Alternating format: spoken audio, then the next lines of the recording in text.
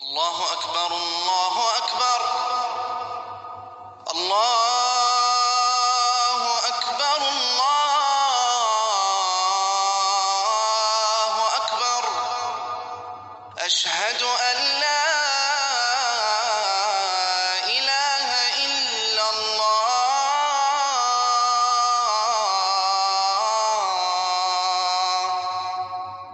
اشہد ان لا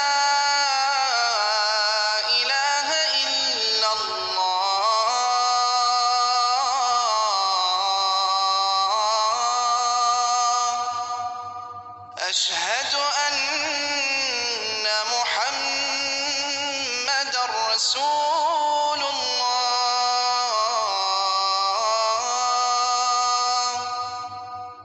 أشهد أن محمد رسول الله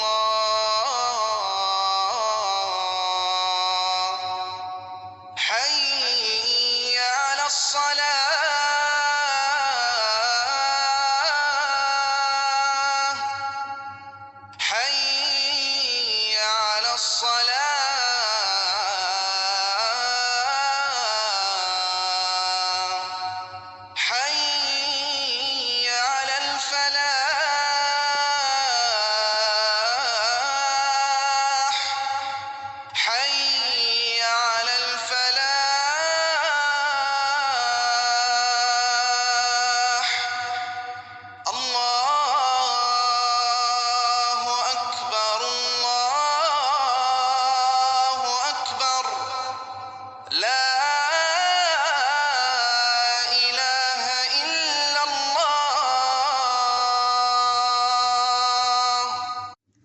آڈیو نمبر 75 اذان حی علی الفلاح، آؤ فلاح کی طرف۔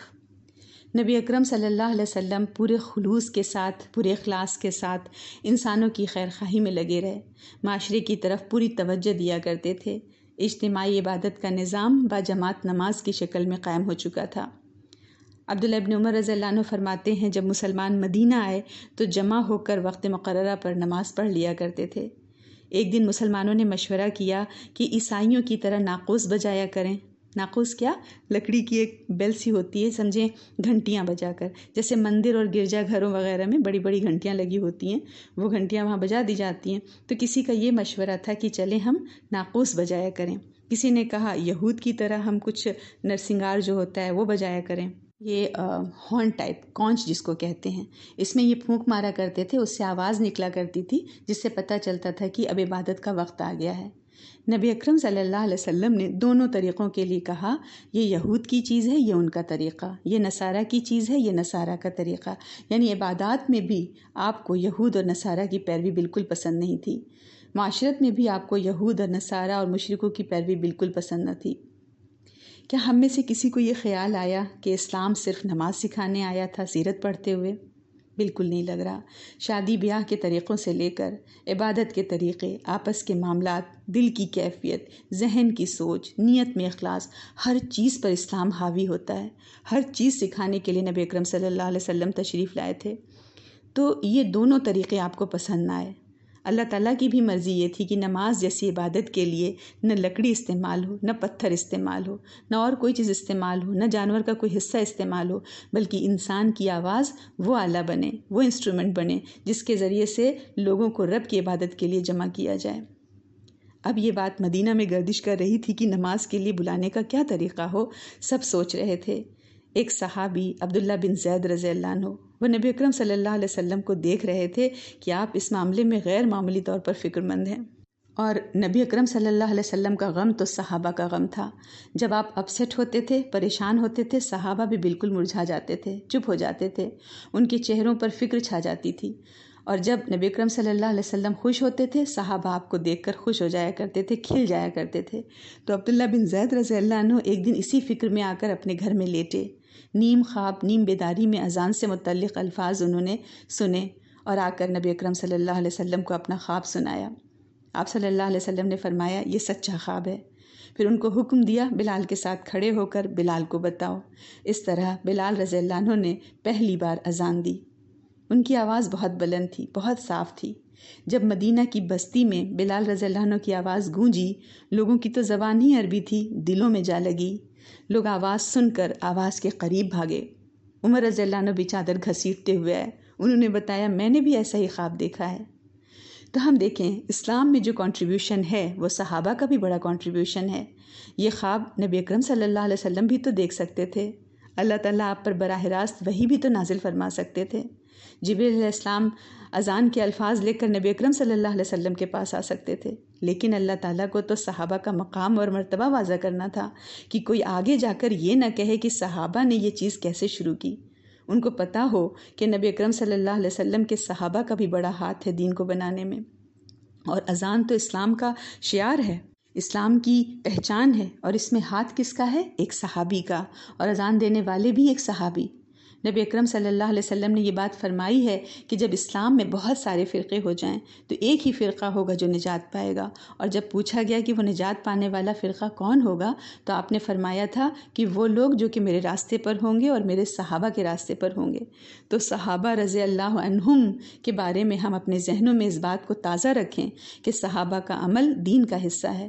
اگر صحابہ بدعت ایجاد کرتے تو پھر بتائیں کون بچتا؟ ہم کس پر بھروسہ کریں گے؟ کیا صحابہ بدعت ایجاد کر سکتے تھے؟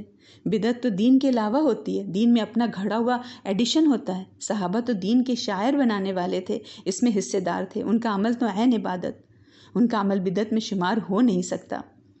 ہاں صحابہ کے بعد کسی کو اجازت نہ تھی، کسی کے حصے میں وہ سعادت نہ آئی کہ وہ دین میں کسی چیز کے ایجاد کرنے والے بنتے، بس وہ تو صحابہ تھے۔ اور ایجاد کس طرح سے کہیں گے؟ ایک طریقہ اللہ نے سکھا دیا ان کے ذریعے سے مسلمانوں کو۔